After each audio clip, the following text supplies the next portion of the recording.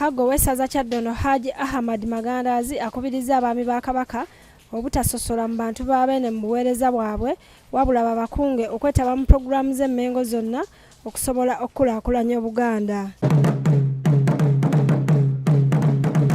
Bino bibadde mu bubaka bwatisse Omulangira Charles Ndawula ow'eggombola ya Ssaabajja amukiikiridde ku mukolo gw'okutuuza omwami w'omuluka gwa Butabika Mituba Mukaaga David Busuulwa eyeddira Ekkobe n'omumyuka we Jafari Mukasa eyeddira Empindi ogubadde ku kyalo Kirombe B mu ggombola ya Myuka Nakawa mu ssaza Kyaddondo. Ssaabajja Kabaka asaanira afuge Obuganda bwonna naffe nga tumwesiga. Twesibye nnyo olwa Buganda yaffe, ekitiibwa kya Buganda kyavaata naffe tukikuumenga. Bw'abadde abatuuza Kagga agambye nti ensibuko y'erinnya ly'ekyalo Butabika kwe kubeera nti kyalingamu abantu abatabike bangi nga n'olwekyo abakulembeze tebasaanye kusosola mu bantu ba Beene kubanga Ssaabasajja wa Buganda yonna so si Baganda bokka. Temwerabira bulijjo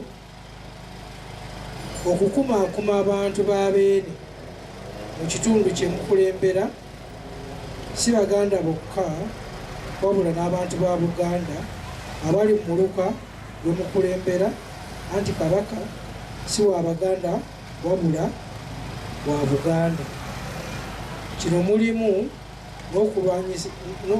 n'okumanyisa abantu ba Ssaabasajja Kabaka b'okulembera kubifa embuga. Mu ngeri y'emu akubiriza abaami ba Kabaka okweyisa mu mbeera eweesa ekitiibwa n'abantu be bakulembera. Mukyuse embeera zammwe ze mbadde mutambuliramu okuva n'olwaleero.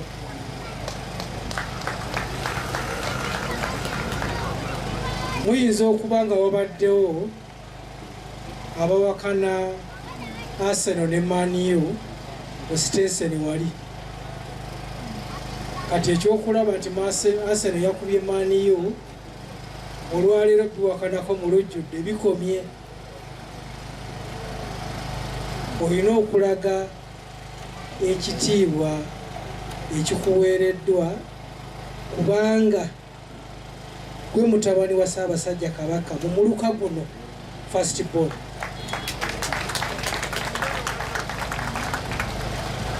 Singa munaddawo ne mutandika okuwakana biri, ojja kuba weeswaza, ojja kuba oswaza amakaago, ojja kuba oswaza jjajjaawo akusiize mu Bwakabaka, ojja kuba oswaza Ssaabasajja Kabaka, ojja kuba oswaza Obuganda n'ebintu ebirala bingi ebitambulira mu kkowe eryo. Si kusanga wali we batunda ekigere ky'ente newankubadde omusawo yabadde yagambye kiwuuta n'otandika kiwuuta we bakitundira. Bwe kibanga kyekyo ekijja okuzza obulamu engulu, kwata ebbakuli, kwata omwana oba omuzzukulu akwate ebbakuli agende gye batunda ekigere ky'ente ekyo akikuleetere, otuule mu ddiiro okiwuute.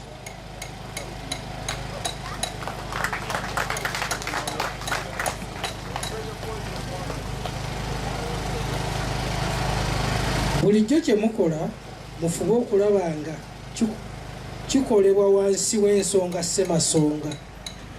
Mu Buganda tulina ensonga ssemasonga, kyemmanyi mwenna mwali muziwuliddeko, naye okwejjukanya si kibi. Emu ku zo okunyweza n'okukuuma Namulondo, obuvunaanyizibwa bwammwe. Abaami nabo balayidde okukunga abantu ba Kabaka okwenyigira mu buli nsonga ya Buganda okuli bulungi bwansi, ebyobulamu, oluwalo, ebyobuwangwa n'ebirala bingi. obukulembeze bw'otandise olunaku olwaleero obeeranga mwenkanya, olamuzanga mazima, tososolanga mu ddiini wadde mu langi, okunganga abantu ne bakola emirimu gya Ssaabasajja Kabaka nga bwe kigwanidde. Entebe eno gye nkutuuzaamu olwaleero tewabanga omuntu yenna okuggyako Ssaabasajja Kabaka kuseeseetula.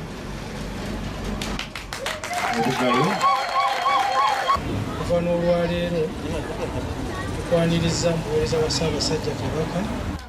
Nze Bufuga David Mande neeyama nti nja kuba muwulize eri Katikkiro wa Buganda, minisita wa gavumenti ez'ebitundu, ow'essaza n'abamyuka be, ow'eggombolola n'abamyuka be, n'eri gavumenti ya Ssaabasajja Kabaka yonna, era nja kugondera ebiragiro byo byonna, Katonda nga ye mubeezi wa. Era omaze okuyita mu kakunguuta.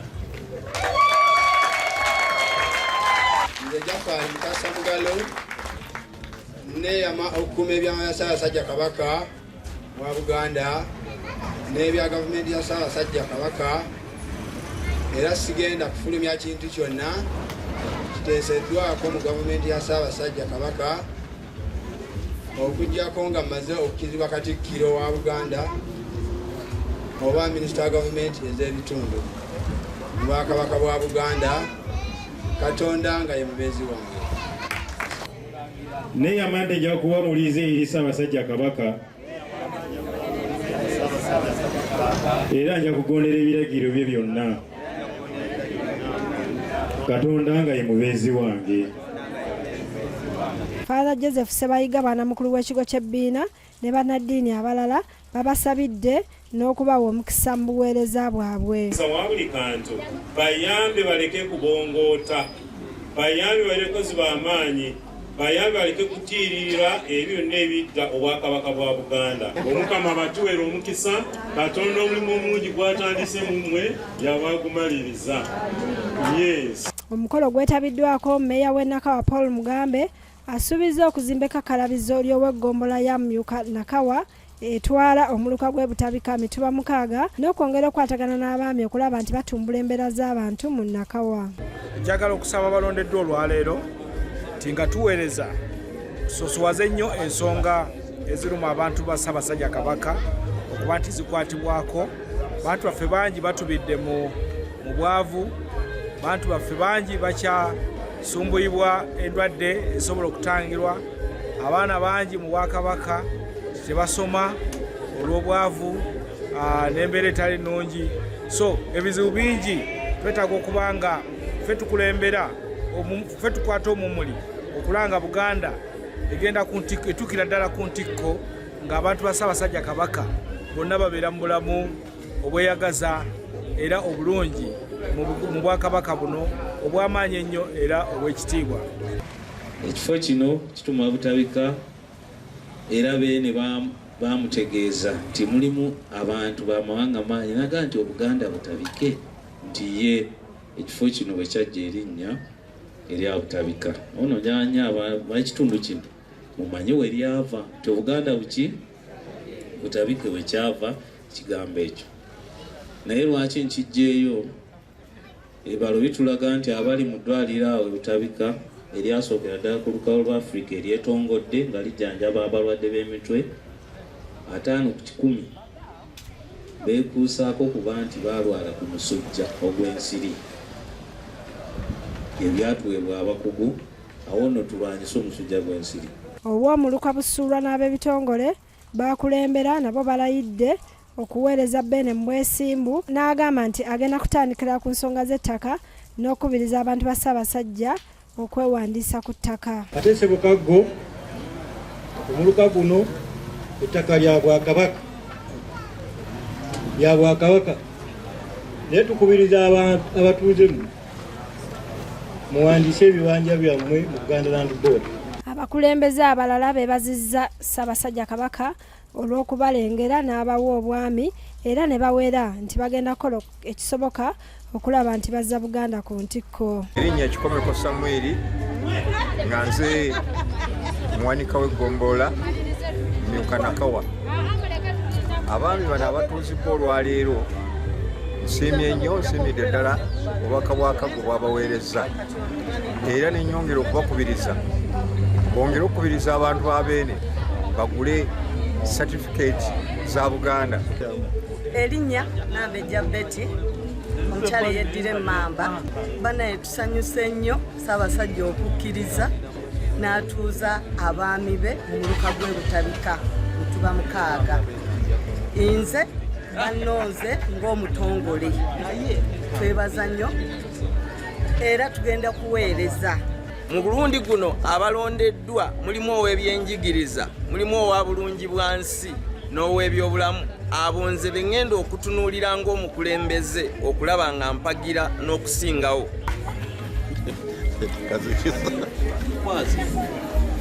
Do you have a business trip, a study tour, a vacation, or intentions of enjoying the unique tourism sites? We introduce to you Buvuma Palm Resort in Buvuma Islands, a unique place to be for all your accommodation needs with spacious cottages, well suited in a good environment, overlooking a serene ecosystem with a rare view of Lake Victoria right from your bedroom. While at Buvuma Palm Resort, you will be treated to free sights and sounds from different bird species, monkeys, and a magnificent view of attractive rocks, palm oil plantations, boat cruises, forest walk, bicycle riding, among others. Buvuma Palm Resort has first-class conference facilities with a unique taste of foods prepared by experienced chefs. It is located in Buvuma district on the main island near the district headquarters. It also boasts of a helicopter landing pad and a playground. On your way to Buvuma Palm Resort, it's just 88 kilometers from Kampala city centre to Chiindi landing site, and it's 30 minutes travel in a boat to Buvuma. You are welcome as you take the best experience of traveling on the waters of Lake Victoria with the available sailing means with either passenger boats or the magnificent modern ferry, the MV Palm. Buvuma Palm Resort has so far been a dear destination for dignitaries, including prime ministers, ministers, parliamentary committees, but above all, the Katikiro of Buganda, Charles Peter Mayiga. Abantu ba Buganda na ba Uganda bajjeko Buvuma bawumuleko. Waliyo hoteli ng'eno Palm Resort. Bintu bya mulembe. Oli muzadde ng'okyalemereddwa ku ssomero ki mw'oyinza otwala omwana w'omwaka guno? Nsonga ki ekyakulemesezza? School fees bakusabye nnyingi? Olugendo lunene ng'ebyentambula bikyakalubye? Nandi ky'onoonya essomero erinaalabirira obulungi omwana wo? Okuviira ddala ku by'okusoma mu kibiina, okuzannya n'okutumbula ebitone, eky'okuddamu si kirala. Ly'essomero lya Prudence Junior School, Empoma Mukono, lisangibwa ku luguudo oluva e Mukono okudda e Kayunga, nga wakayitako mu katawuni k'Ekisowera opposite n'Empoma Girls School. Prudence Junior School liri mu kifo kigazi bulungi era ekisirifu, ate nga lirina abasomesa abakugu ddala, ebyokwerinda ku ssomero biri gguluggulu, ebyentambula babikolako anti emmotoka ezitambuza abaana weeziri. Essomero lya Dene Boarding nga mu kaseera kano okuwandiisa abayizi kugenda mu maaso awo ku ssomero. Liwandiisa abayizi okuva ku daycare, nursery paka ku P7. Ebisale birungi ddala ng'abaana abava ewaka basasula emitwalo 3 gokka, ng'ate bo ab'ekisulo basasula emitwalo 6 gyokka. Abaana balya bulungi ne bakeera ku ssomero nga basanyufu. Bw'ayagala okuwandiisa omwana n'okumanya ebisingawo, kuba ku noti 7 noti 1 29 92 38 oba noti 773 noti 62 21. Prudence Junior School, tuwa omwana wo tumusomese, togenda kwejjusa. Our dear parents, thank you for paying us school fees, and we still need your support because education is the key. May God bless you